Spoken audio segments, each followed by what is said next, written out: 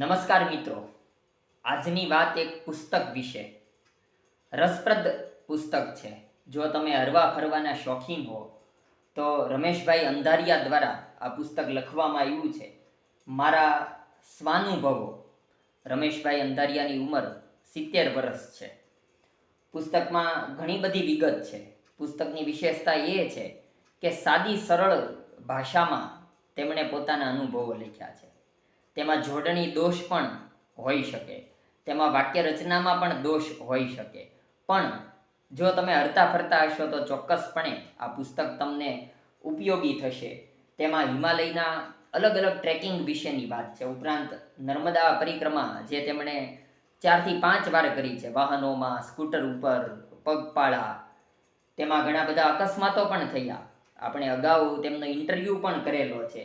એ જ આ રમેશભાઈ અંધારિયા છે. પુસ્તકની જે ટૂંકી વાત છે, કૈલાસ માનસરોવર યાત્રા વિશે શરૂઆતમાં છે, પણ અનુક્રમણિકાના આધારે તમને ખ્યાલ આવશે કે પુસ્તકમાંથી તમને શું શું મળી શકે.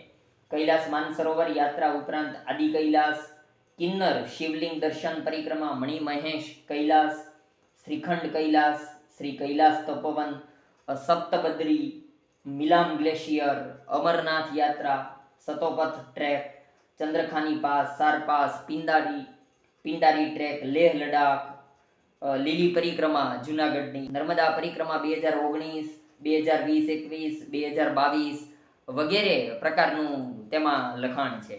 એ બધા અનુભવો છે અને પુસ્તકમાંથી આ જે તેમની તસવીર છે નર્મદા પરિક્રમાની છે. સંન્યાસી રૂપ રમેશભાઈએ ધારણ કર્યું હતું. પણ રમેશભાઈ વિશેની વાત એટલા માટે કરવી જોઈએ કે 70 વર્ષના વ્યક્તિ છે, અમારા વડીલ મિત્ર છે, પણ તેમને મળવાનું થાય તો તમને તેમનો જુસ્સો 17 વર્ષના યુવાન જેવો, 27 વર્ષના યુવાન જેવો દેખાશે. આ બધી યાત્રાઓ, પરિક્રમાઓ કરી તેમાં તેમને ઘણા બધા સારા અનુભવો પણ થયા, માઠા અનુભવો પણ થયા. તે બધી જ વાત આ પુસ્તકમાં છે.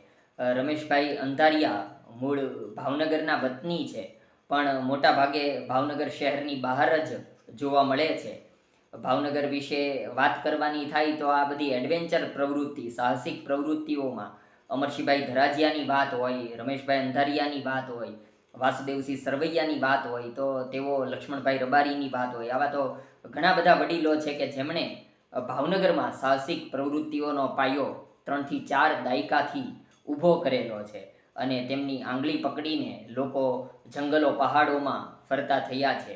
તો એમાંના એક વ્યક્તિ એટલે આ રમેશભાઈ અંધારિયા અને તેમના આ પુસ્તક વિશેની વાત, મારા સ્વાનુભવો પુસ્તક મેળવીને વાંચવા જેવું છે. ધન્યવાદ મિત્રો.